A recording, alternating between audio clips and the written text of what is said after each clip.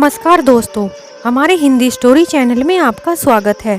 हमारी आज की कहानी है फैसला मेरा खुद का। आप सुनते हो, मैं कुछ बोल रही हूँ। मेरे मन में अचानक से एक ख्याल आ रहा है। आप सुन रहे हो क्या? पापा जी को स्वर्गवासी हुए 2 महीने हो गए हैं। क्यों ना हम सभी लोग कल अपने घर चले? राधिका ने कहा। अपने ऑफिस का काम करते हुए मोहन अचानक से चौंक गया और अपनी फाइल में गलती कर बैठा। उसकी हैरानी तब ज्यादा बढ़ गई जब राधिका ने कहा, मुझे तो बहुत चिंता हो रही है माँ जी की। पता नहीं बेचारी अकेली कैसे रहती होंगी। मुझे तो माँ जी की चिंता लगी रहती है। आखिर इस उम्र में अकेले कोई कैसे रह सकता है? इस उम्र में अकेले जीवन जीना कोई आसान काम थोड़ा ही न है। अपनी पत्नी की बातों को सुनकर मोहन उसे देखता ही रह गया और बोला, यह अचानक से तुम्हें क्या हो गया है? अचानक से उल्टी गंगा कैसे बहने लगी है? मेरा मतलब है कि आखिर तुम्हारा दिमाग में चल क्या रहा है जो तुम्हें अचानक से मेरी माँ की इतनी फिक्र सता रही है? मेरा मतलब है कि तुम्हारे दिमाग में इतनी फिक्र कैसे होने लगी? तुम तो मेरी माँ को बिल्कुल भी पसंद ही नहीं करती थी और आज इतनी फिक्र कर रही हो। तुम्हें तो मेरी माँ एक फूटी आंख भी नहीं सुहाती थी और आज तुम्हें क्या हो गया है? तभी राधिका कहने लगी, देखिए जी, पहले और आज में मेरे अंदर बहुत फर्क आ चुका है। पहले तो माँ पिताजी के साथ ही रहा करती थी और वे दोनों मिलजुल कर एक दूसरे का ख्याल रख लेते थे। लेकिन अब तो पिताजी भी नहीं रहे हैं।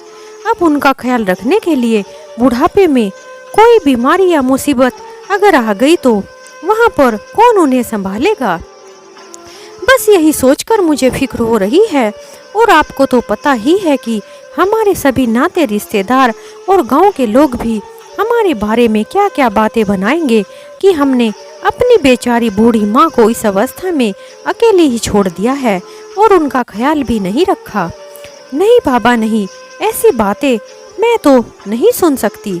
आप एक काम कीजिए, आप जल्दी से जाकर माँ जी को यहीं पर ले आइए। यह कहकर राधिका वहाँ से चली गई।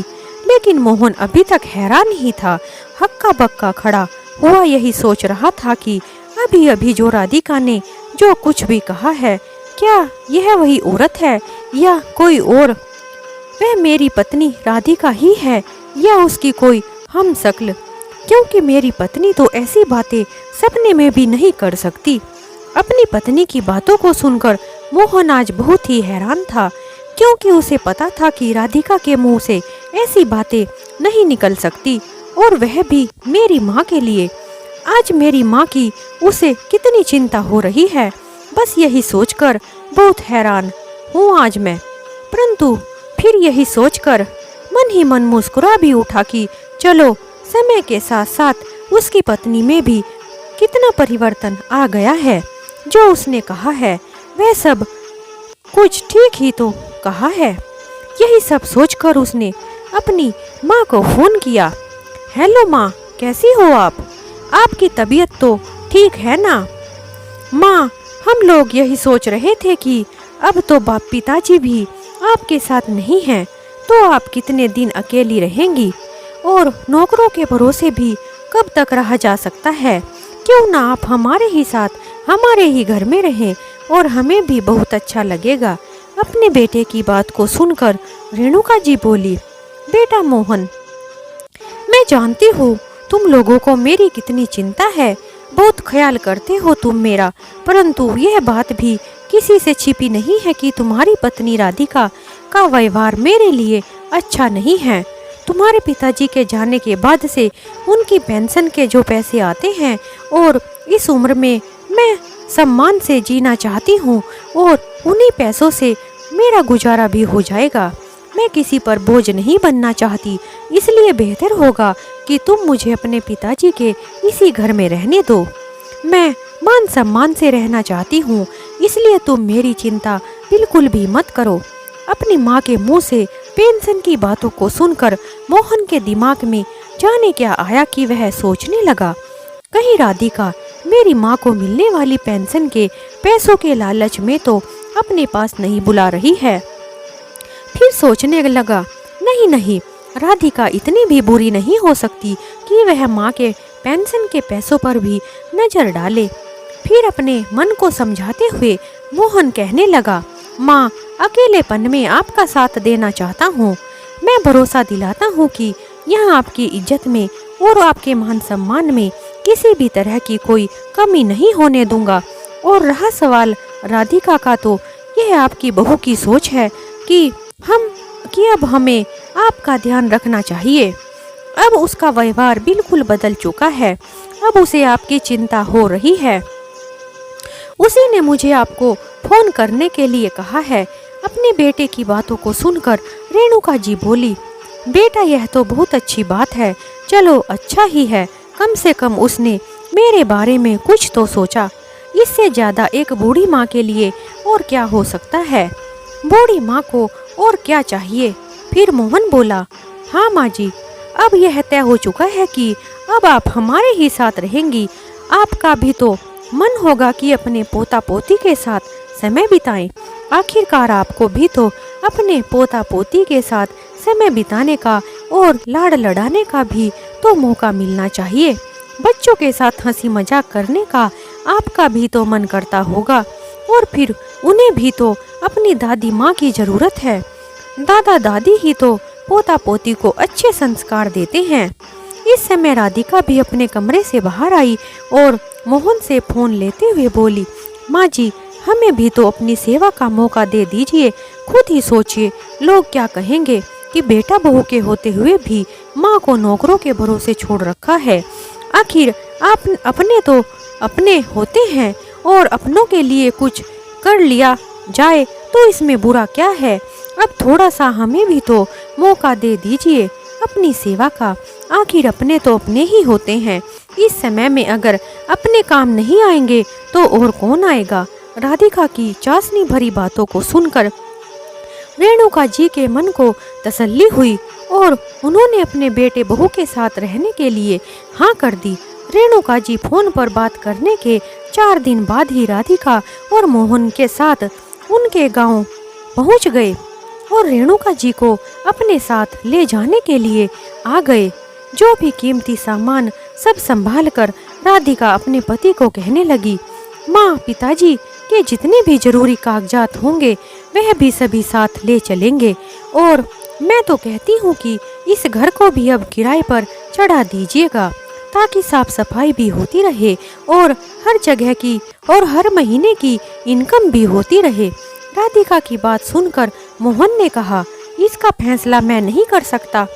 इन सब का फैसला केवल माँ ही तय करेगी, क्या करना है और क्या नहीं। यह उन्हीं का घर है और वह जो चाहे कर सकती है। अगर उनका मन है इसे किराए पर देने का तो दे देंगी, अगर उनका मन नहीं है तो नहीं देंगी। इसमें हम माँ को कुछ नहीं कह सकते। आखिरकार यह घर उनका ही तो है। मैं तो केवल इतना चाहता हूँ कि मेरी माँ का बुढ़ापा सुख से बीते और पूरे मान सम्मान के साथ बीते। राधिका की बात पर रेणुका जी ने सहमति जताई और अपने घर को किराए पर दे दिया। घर बहुत बड़ा था, इसलिए किराया भी अच्छा खासा मिल रहा था। आखिरकार रेणुका जी राधिका और मोहन के साथ शहर में दिल्ली उनके पास आ गई। रेणुका जी का जीवन एकदम से बदल गया था। उन्हें लगा कि जैसे पति के साथ उनकी जमी जमाई गृहस्थी भी उन्हीं के साथ चली गई हो। उनके 50 साल का उनके पति का साथ भी छूट गया हो और उनका घर भी आज उनसे छूट गया हो। उनके गांव में तो आस पड़ोस की सहेलियां भी उनके हर सुख दुख में उनके साथ ही रहती थी, परंतु यहाँ दिल्ली जैसे शहर में उन्हें एक अधूरापन सा लगता था। लेकिन फिर भी अपने बेटे और पोता पोती का साथ पाकर बहुत ही खुश थी। कुछ दिनों तो सब कुछ अच्छा चल रहा था। रेणुका जी की खूब सेवा होती थी। उनके पोता पोती भी दादा दादी करते करते नहीं थकते थे। अपनी दादी का साथ पाकर बच्चे भी बहुत ही खुश थे और रेणुका जी 3 साल की अपनी पोती को भी संभाल लिया करती थी। रेणुका जी ने आते ही घर का सारा कामकाज संभाल लिया था और हर काम में अपनी बहू की मदद भी कर दिया करती थी। धीरे धीरे रेणुका जी ने घर का सभी काम संभाल लिया। धीरे धीरे राधिका ने भी सभी कामों से अपना पल्ला झाड़ लिया। अक्सर राधिका तो अपने फोन में ही लगी रहती थी और या टीवी देखती रहती थी या फिर कुछ बीमारी का बहाना बनाकर आराम करती रहती थी और दिन भर खाना बनाने से लेकर बर्तन साफ करने तक का सारा काम रेणुका जी को ही करना पड़ता था। ऊपर से राधिका अपने सासू माँ से कोई ना कोई फरमाइश भी करती रहती थी और कहती थी, माँ जी आपके हाथ के बने हुए छोले चावल हमें बहुत अच्छे लगते हैं, आज बहुत मन कर रहा है, आज बना दीजिए, क्या आप बना देंगी? रेणुका जी इस काम में भी आलस नहीं किया करती थी और उन्हें इस बात से भी कोई तकलीफ नहीं होती थी। उन्हें अपने बच्चों के लिए खाना बनाना भी अच्छा लगता था। एक दिन जब उनकी काम वाली बाई नहीं आई तो रेणुका जी ने ही घर की सारी साफ सफाई का काम भी किया। रेणुका जी पूरे घर का काम अकेले ही करने लगी। राधिका अपने फोन में ही लगी हुई थी। साफ सफाई करते करते रेणुका जी ने देखा कि उनकी पोती अचानक से फर्श पर गिर पड़ी है और रो रही है। रेणुका जी दौड़ी हुई आई और अपनी पोती को उठाकर अपने गले से लगा लिया। यह देखते ही राधिका ने फोन काटते हुए जोर जोर से चिल्लाना शुरू कर दिया, अरे माँ जी, आपने बिना हाथ धोए ही मेरी बेटी को कैसे उठा लिया है? आपको पता तो है ना, इससे इन्फेक्शन हो सकता है। इतना कहते ही उसने अपनी बेटी को उनके हाथों से छीन लिया और अपने कमरे में चली गई। रेणुका जी हैरानी से अपनी बहू को देखती ही रह गई। उस दिन के बाद से बहू ने कभी भी अपनी बेटी को अपनी सासू माँ के पास नहीं जाने दिया। आए दिन राधिका उनके कामों में कोई ना कोई कमी निकालती रहती थी। यह बात रेणुका जी को अंदर ही अंदर खाने लगी थी। मोहन भी कभी कभी अपने मन ही मन यह सोचता था कि उसके घर आने के बाद से उसकी माँ को बहुत काम करना पड़ता है। उसने अपनी पत्नी से भी कहा कि माँ की इस उम्र में उनसे इतना काम मत करवाया करो। माँ की उम्र हो गई है, इसलिए उनसे ज़्यादा काम अब होता नहीं होगा, इसलिए तुम थोड़ा काम खुद भी कर लिया करो। अब उनके आराम करने के दिन हैं, पूरा दिन काम करने के नहीं। इस बात पर राधिका बोली, माँ जी को इस उम्र में और क्या काम है भला, पूरा दिन तो खाली बैठी रहती हैं और अगर थोड़ा हाथ पैर चला लेती हैं तो यह उनके लिए अच्छा ही होगा।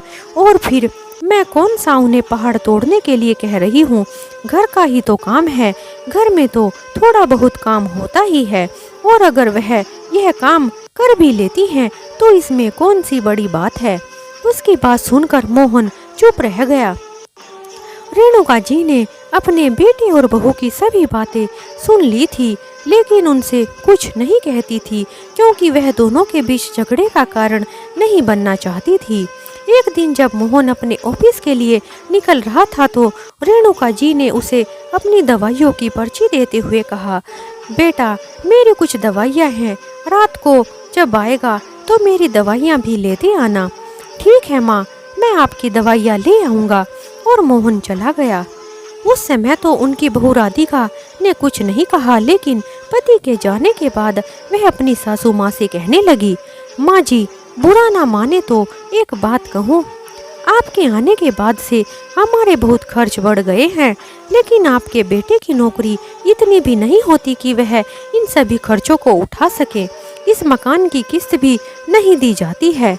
आप गांव वाले मकान का किराया और पिताजी की पेंशन को हमें ही दे दिया करो ताकि हम इस मकान की किस्तों को भी चुका सकें और आपके खर्च को भी उठा सकें। रेणुका जी अपनी बहू की बातों को सुनकर मन ही मन सोच रही थी कि वह कितनी बेवकूफ़ थी जो अपनी बहू को इतनी अच्छे से जानते हुए भी उसकी बातों में आकर यहाँ आ गई।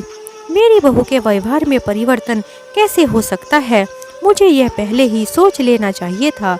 मुझे मेरे बुढ़ापे में मान सम्मान देगी या मेरी सेवा करेगी, मुझे सोचना चाहिए था, लेकिन मैं ही पागल थी जो उसके झूठी बातों में आ गई और उनके साथ अपने घर को छोड़कर यहाँ आकर एक नौकरानी बनकर रह गई। परंतु फिर उसके मन में ख्याल आया कि यदि बेटे को पैसों की जरूरत है तो देने में कोई हर्ज नहीं है। इसलिए उन्होंने अपने घर का सभी किराया और अपने पति की पेंशन के पैसे भी देने के लिए हाँ कर दी। एक दिन रेणुका जी घर की बालकनी में बैठी हुई थी। बालकनी के सामने से पार्क दिखाई देता था। कई बार सोचती थी कि थोड़ी देर के लिए वह भी पार्क में घूमने चली जाए, लेकिन उन्हें घर के कामों से फुर्सत ही नहीं मिलती थी। पूरा दिन घर के कामों में ही लगी रहती थी, इसलिए जा नहीं पाती थी। आज अपनी बहू की बातों से उनका दिल टूट चुका था, इसलिए बिना काम की परवाह किए वह शाम के समय पार्क में टहलने के लिए चली गई। और शाम के लगभग 6 बजे हुए थे। जब घर वापस आई तो आकर देखा बहू तो किसी से फोन पर बातें कर रही थी और फोन में इतनी बिजी थी कि किसी के आने जाने का भी उसे पता नहीं था। आने जाने वाले की आहट भी उसे सुनाई नहीं दे रही थी। इस समय रेणुका जी के कानों में उनकी बहू की आवाज पड़ी तो राधिका हंसते हुए अपनी माँ को फोन पर कह रही थी, अरे माँ, मेरी प्यारी माँ, आपका आइडिया तो काम कर गया है। अब तो घर का सारा काम मेरी सासू माँ ने ही संभाल रखा है। खाना बनाने से लेकर कपड़े धोने तक का, बर्तनों से लेकर सभी साफ सफाई का काम मेरी सासू माँ ही करती है। मैं तो कुछ भी नहीं करती हूँ, क्योंकि सारा काम वह ही कर देती हैं। अब मुझे कुछ भी काम नहीं करना पड़ता और गांव वाले मकान का किराया, पिताजी की पेंशन के पैसे भी अब हमारे हाथों में आने वाले हैं। अब तो मेरे मजे ही मजे होंगे। अपनी बहू की ऐसी बातों को सुनकर रेणुका जी हैरान रह गई। रेणुका जी अंदर तक टूट चुकी थी। आज अपना घर छोड़कर शहर में आने का पछतावा हो रहा था। एक मन तो किया उनका कि अभी के अभी अपने घर वापस चली जाऊं, परंतु मकान तो किराए पर चढ़ा हुआ था और जिसका 1.5 साल का कॉन्ट्रैक्ट भी था। उससे पहले घर को छुड़ाना ठीक नहीं था। दुखी होकर रेणुका जी सोचने लगी, क्या मेरा इस घर में यही महत्व था? क्या मेरी जिंदगी का केवल इतना ही वजूद है? क्या मेरी औकात सिर्फ एक काम वाली बाई की ही है?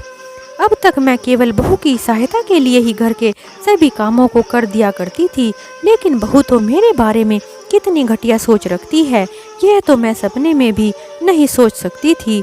इसकी तो कभी कल्पना भी नहीं की थी। रेणुका जी का मन खराब हो गया था। उनकी उम्र हो गई थी, लेकिन उनके मन में जीने की उमंग थी, परंतु केवल बहू को तकलीफ न हो, यह सोचकर उन्होंने स्वयं को घर तक ही सीमित कर दिया था। परंतु अब उन्होंने सोचा कि अपनी जिंदगी अपने ही तरीके से जिएंगी और उन्होंने ऐसा ही किया। अब तो उन्होंने रोज रोज पार्क में जाना भी शुरू कर दिया और अपनी जिंदगी को अपने तरीके से जीने लगी। अब तो रेणुका जी रोज पार्क में जाती थी और काफी लोगों से मिला जुला भी करती थी और काफी लोगों से उनकी जान पहचान भी हो गई थी। एक दिन पार्क में उन्हें पड़ोस में रहने वाली एक नीलम नाम की महिला मिली। मिलनसार स्वभाव की रेणुका जी तुरंत ही उससे घुल मिल गई। बातों ही बातों में नीलम ने बताया कि उसकी सासू माँ की मृत्यु 3 महीने पहले ही हुई थी। उसके बच्चे भी अभी छोटे थे और आसपास कोई बच्चों की देखभाल करने का सेंटर भी नहीं था, इसलिए उन्हें कहीं छोड़ने का उपाय नहीं बन रहा था, जिस कारण 3 महीने से नौकरी पर नहीं जा पा रही थी। इन सब के कारण नीलम बहुत परेशान रहती थी। उसकी बातों को सुनकर रेणुका जी ने कहा, बेटा, अगर तुम्हें ऐतराज ना हो तो क्या मैं तुम्हारे बच्चों को संभाल सकती हूँ? नीलम ने पूछा, आप कहाँ रहती हैं और आप कौन हैं? रेणुका जी के मुंह से एकदम निकला, मैं रेणुका हूँ, मेरे पति। यह कहते ही उनकी आवाज रुक गई। फिर एकदम से उन्हें याद आया कि और कहने लगी, मैं इस सामने वाले फ्लैट में ही रहती हूँ। मैं राधिका की सासू माँ हूँ। मेरा बेटा मोहन सिंचाई विभाग में काम करता है। रेणुका जी से बात करके तो जैसे नीलम की इच्छा ही पूरी हो गई थी और रेणुका जी ने अपने जीवन को नई दिशा देना चाहती थी, इसलिए उन्होंने यह काम करने का मन बना लिया। अगले ही दिन अपने बच्चों को रेणुका जी के पास छोड़कर अपनी नौकरी के लिए चली गई। रेणुका जी बच्चों को अंदर लेकर आई तो राधिका यह सब देखकर हैरान रह गई और उन बच्चों के बारे में पूछने लगी।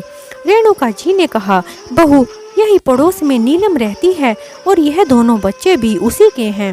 दरअसल उसके घर में बच्चे संभालने के लिए कोई नहीं है, जिस वजह से वह नौकरी पर नहीं जा सकती थी और मेरा दिन भर मन नहीं लगता था, मैं बोर हो जाती थी। इसलिए मैंने सोचा कि इन दोनों बच्चों को मैं ही संभाल लेती हूँ। इन बच्चों के साथ मेरा समय भी कट जाएगा और मुझे कुछ पैसे भी मिल जाएंगे। अपनी सासू माँ की बातों को सुनकर राधिका भड़क उठी। माँ जी, आप मुझसे पूछे बिना मेरे घर में यह सब कैसे कर सकती हैं? यह मेरा घर है, यह आपके गांव का घर नहीं है जहां आप मेला लगा कर रखेंगी और जिसे चाहे मेरे घर में उठा कर ले आएंगी। अभी के अभी जाइए और इन सभी को उनके घर छोड़कर आ जाइए। लेकिन बहू, काफ़ी समय से मेरी इच्छा थी कि मैं अपना कोई काम शुरू करूं, लेकिन कभी मौका ही नहीं मिला था।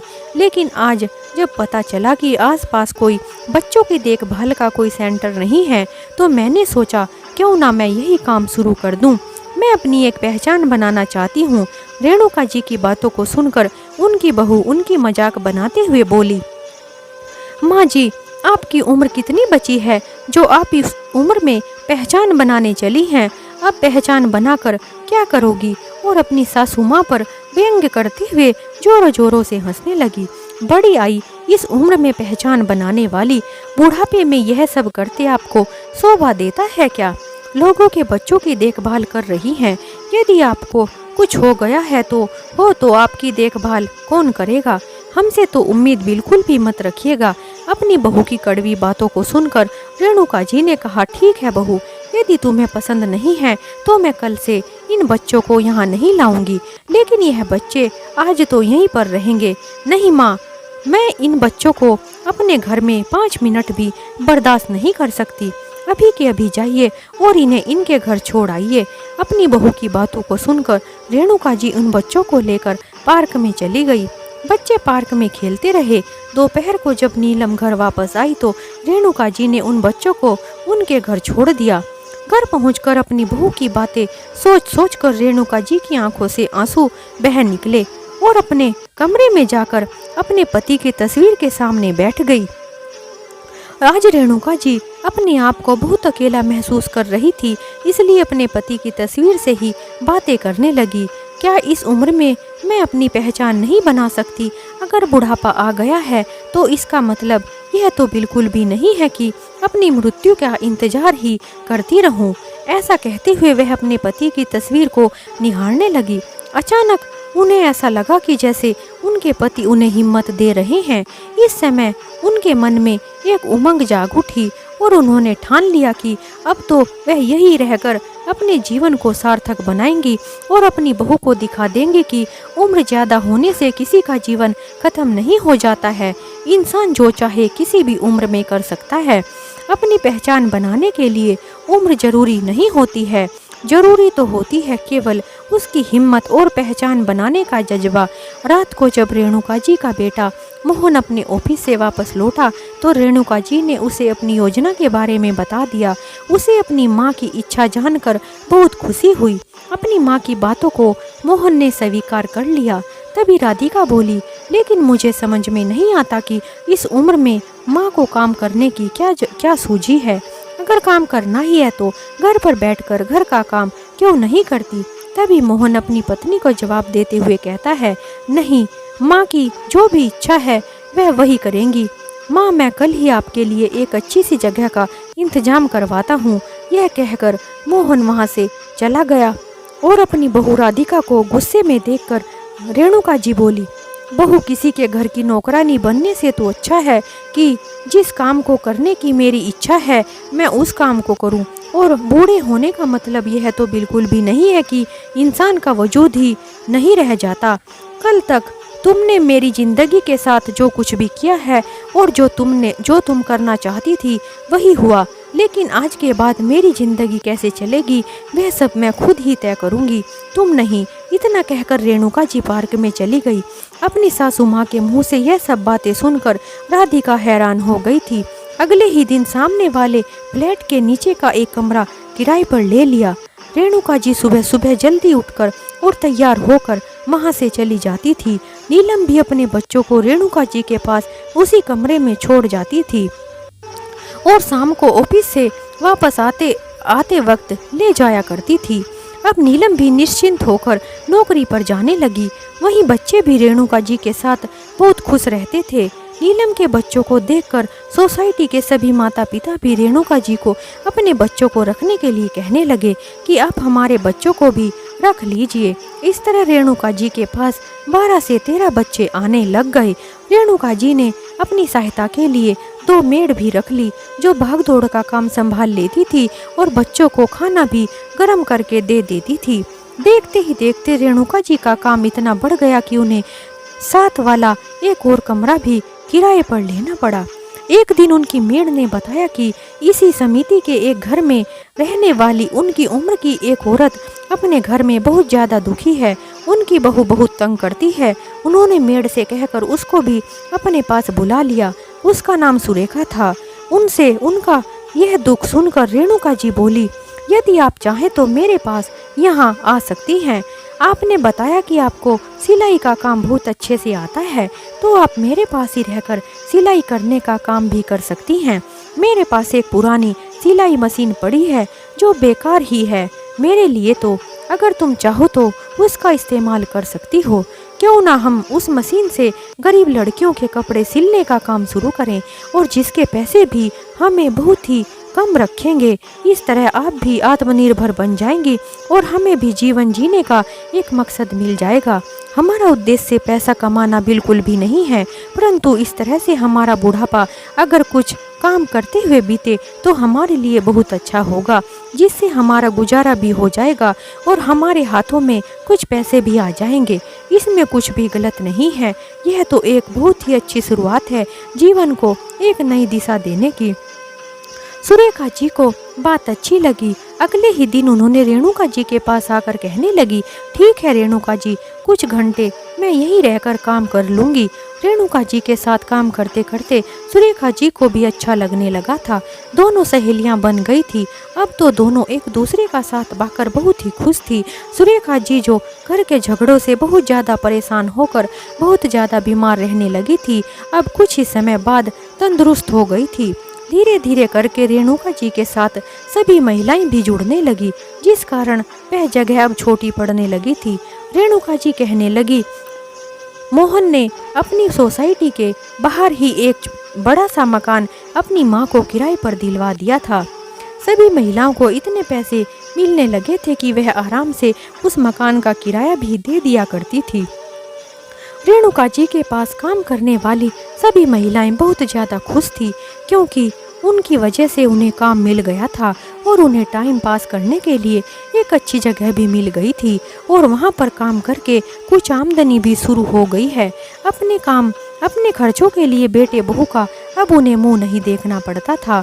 वह सभी आपस में हंसती बतियाती रहती थी, अपना सुख दुख बांटती और समाज के लिए भी योगदान किया करती थी। असल में उन सभी बूढ़ी महिलाओं को भी कोई ना कोई चाहिए था जिसके साथ बात कर सकें और एक दूसरे का हाल चाल पूछ सकें। सब कुछ उन्हें यहाँ मिल गया था। धीरे धीरे सभी महिलाओं की संख्या 20 के पार हो गई थी। रेणुका जी सबको कुछ ना कुछ काम करने की प्रेरणा देती रहती थी। कोई ट्यूशन पढ़ाने का काम करती तो कोई सिलाई का, कोई अचार मुरब्बा बनाने का। सभी महिलाओं में कोई ना कोई हुनर मौजूद था जिससे सभी काम हो जाया करते थे।